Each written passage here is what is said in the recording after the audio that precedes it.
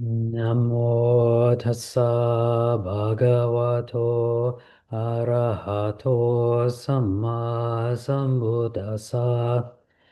Namo tassa bhagavato arahato samma sambuddhassa. Namo tassa bhagavato arahato samma sambuddhassa. Buddhang dhammang sanghang namasami. So I would like to offer my greetings and welcome everyone this evening. So today is a bit of a special day. It's a holiday, kind of a special ceremony day in a lot of parts of East Asia and Southeast Asia. So in Thai, if I remember correctly, it's called Satjin, or or a lot of times in English, we just call it the Chinese Ghost Festival. So, so this is a annual ceremony or special day, which happens usually around this time, somewhere in the middle of the rains retreat, and it comes from the Chinese culture. It has some roots in Buddhist beliefs, but it's much more of a Chinese belief than a Buddhist belief. So, as far as I understand, part of the belief is that today the gates of hell have opened, and it's a day that people like to make offerings and share merit to the beings in the lower realms and the hell realms, the hungry ghost realms, to share merit with departed relatives. So in the monastery, my experience in the monasteries, we don't really do anything in the forest monasteries I've ordained at for this day. For a lot of us, the only way we in Northeast Thailand and Isan, the only way we actually even knew what day it was today was because there's this special type of sweets or desserts that people like to offer on the alms round today. So it's a dessert made of sticky rice and usually a bit of banana or something inside of it, and all wrapped in a banana leaf. So when we were junior monks at Wat Panana Chat, the only way you'd really know it was today was because all of a sudden everyone was coming out and offering these one particular type of sweet. But but so it's not an actual Buddhist holiday. You know, the Buddha never taught about this day, but with days like today, with or these kind of special holidays or holy days where they have a certain theme to them. So regardless of whether, we believe there is anything special going on this day or not, and they can be useful tools, useful reminders to us, similar to days like Thanksgiving Day or Christmas. These are these days which can remind us of certain themes, certain Dhamma themes, and help bring these up for us. So, and it's nice to have sometimes some of these reminders, sometimes that, pull your socks up, kind of because, sometimes these themes, they slip our mind or they just don't seem so important. So having a day like today where there's a focus on generosity, on gratitude, these can remind us of these themes. So it's one of those things you'd see um, uh, living in the monastery. Every now and then, as the monks, we'd get one of these pull your socks up Dhamma talks.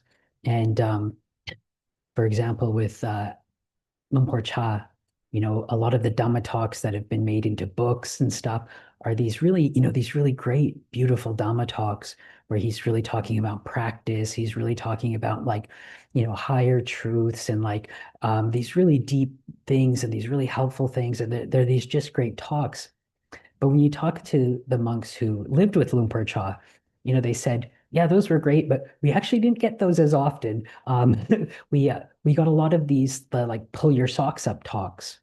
So they said what would happen would be, sometimes things would just be going okay at Wapapong, but then, things people would start getting a little kind of more too relaxed. The standards would start to slip, and then Luang Por Chah would give a really spicy pull up your socks talk. I don't know if they've ever made it available for a public uh or in one of the Luang Por Chah books, but there's this Dhamma talk of his in our at Wat Panachat in our Core Wat manual. So this is our like rule book for the monks at the monastery, and it's called Toilets on the Path. And it was one of these talks where, people were getting kind of a little lazy. The junior monks were getting a little lazy at Wat Pah Pong, and Lumpur Cha gave them a really spicy talk, to encourage them to, pull up their socks and bring up their effort again. Or there's this uh, well-known story of Lumpur Tongrat.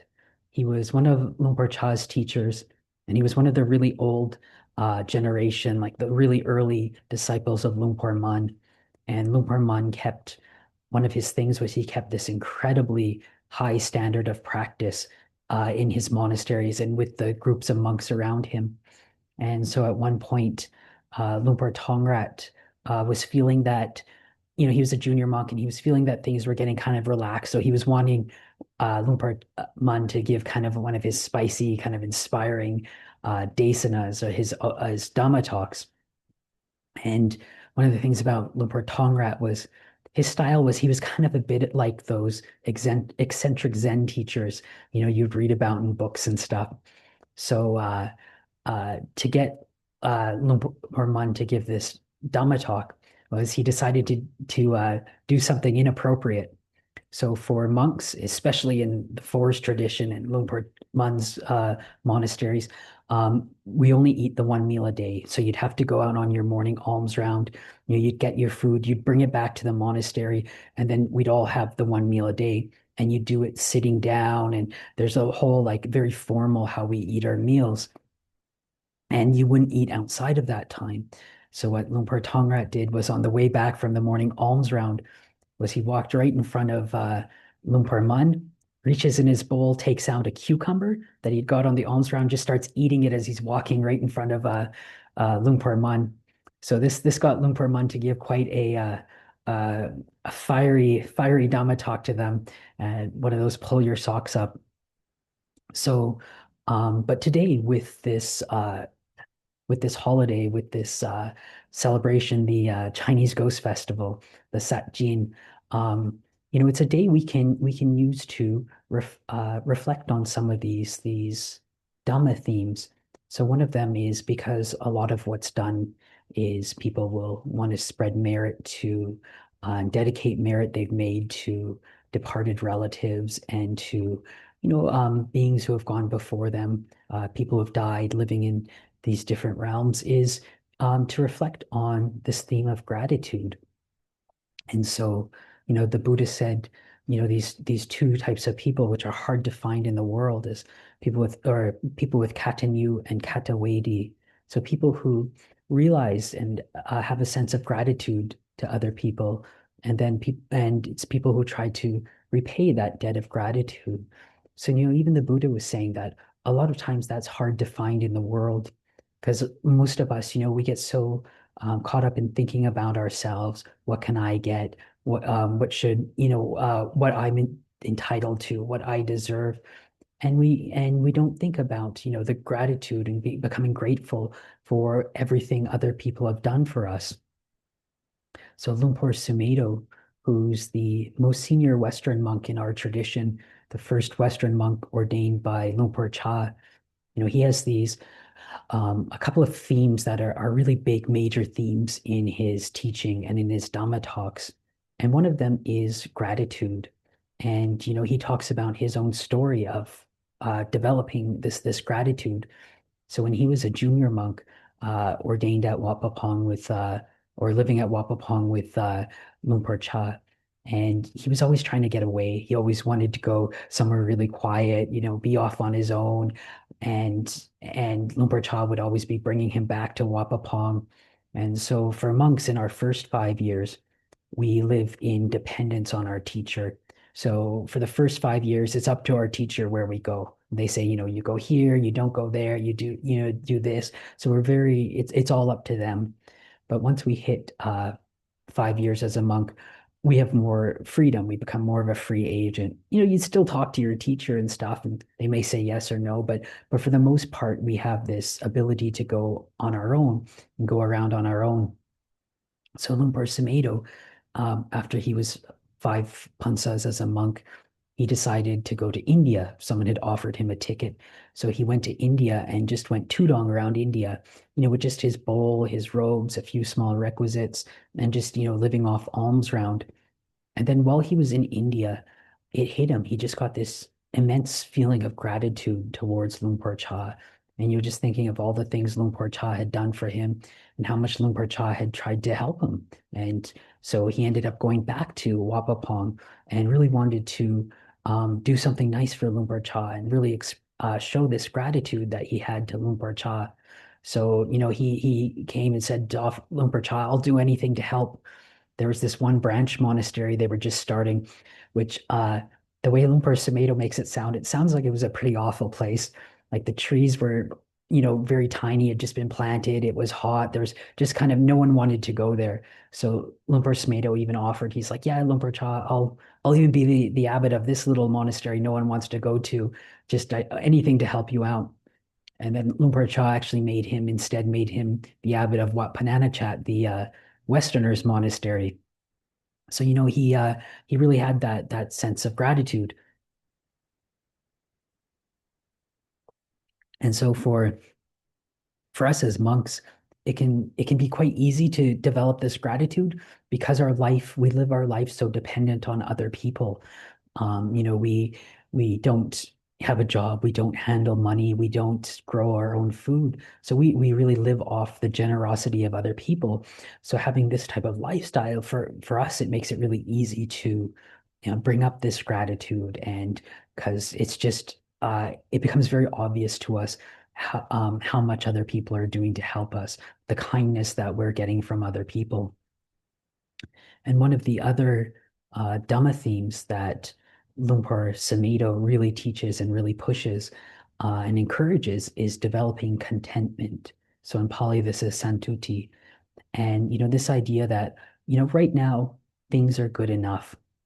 And so Lumpur Sumedho says when you develop these two, gratitude and contentment, he says you can really develop a lot of happiness in your life. So he says, whenever I'm thinking of myself, I'm unhappy, I'm depressed. But when I start developing gratitude, contentment, he finds that he gets, very happy. So for us, especially with contentment, so much nowadays, so much, in modern culture is encouraging us to the exact opposite, encouraging us to be discontent. For a real consumer culture, you need people to be discontent. You need people to be constantly wanting more, something new. I need that new car, I need that new piece of clothing or that new whatever it is. And instead of just really developing contentment with what you have and just looking at it and saying, this is good enough. So when I was a junior monk, there was this one senior Australian monk, and he was telling us about a monk he had known years beforehand who actually took this on as like a really serious practice of this contentment. And he spent a whole year just really working with this mantra, good enough, and this reflection, good enough. And it really helped him really improve things for him. And again, this is another one that for monks, when we first come to the monastery and ordain, it's a huge part of our training is learning this contentment. And so, we're taught to be content with whatever we get. So, for example, with our dwellings, the huts we live in, we call the dwellings we have, the huts, we call them kutis. And we live in these little kutis, these little huts spread around in the forest, and there's all different types of them. They don't all look the same, and they're different spots in the forest. But we have no control over which one we get. We can't say, oh, actually, I really love kuti number 22. That's a really great one. Can I go to that one? Or kuti 7 is great, or I don't like kuti 13.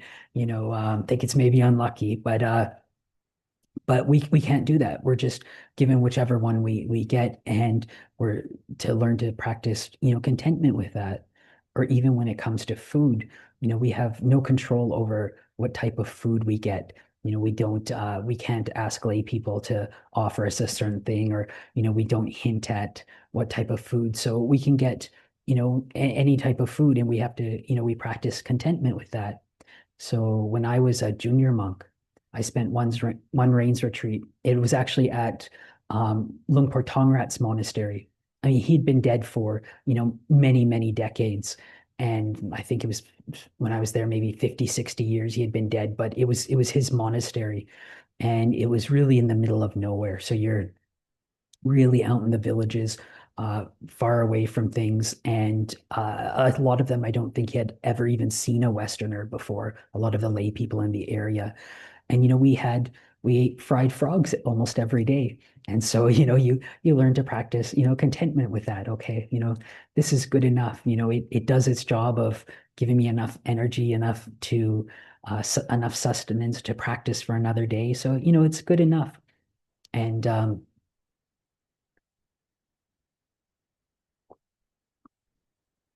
so for us, it's these are important things for us to, these important qualities for us to work on, and we can take up these practicing gratitude, practicing um, contentment, and we can also take this practice of contentment into our meditation as well.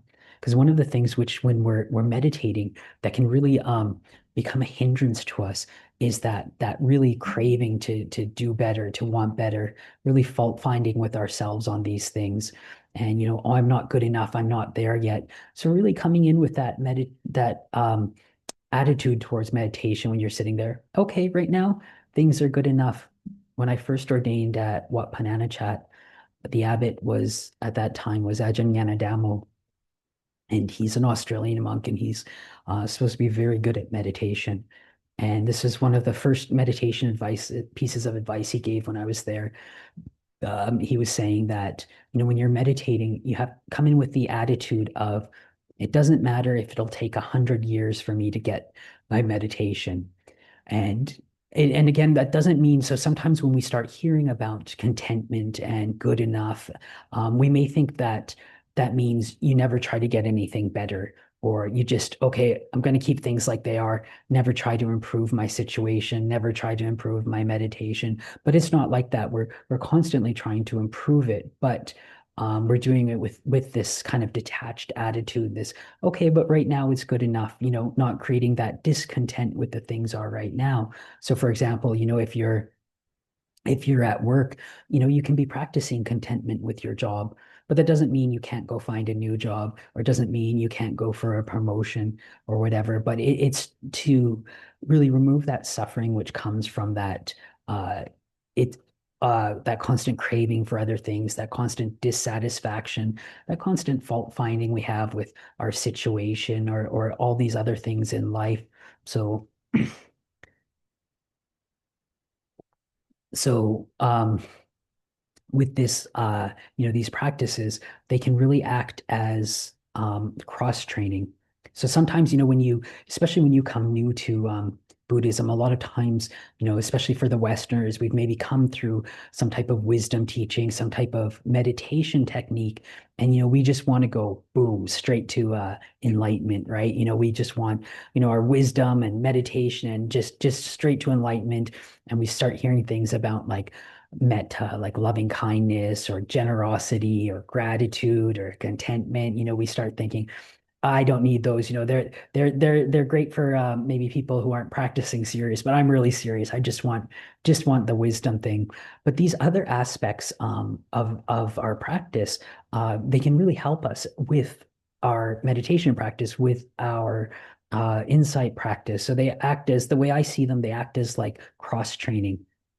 So cross training, like when you're in a sport and you have this one sport you do, and it's other activities you do outside of that sport, which is going to help it. So when I was a kid, I used to be a swimmer, and most of our training was swimming in the swimming pool. But a few times a week, we would be training in the gym using medicine balls and weights and and running and this and these types of activities. Even though it's not directly our sport, are actually all specifically to help us with our sport. So the way I see it is a lot of these other types of training of the mind are really going to cross-training things to help us with our meditation, with our practice. And when we develop them, they're really going to help reduce suffering in our own life and bring happiness. Like Lumpur Sumedho said, when he starts developing contentment and gratitude, it creates happiness for him.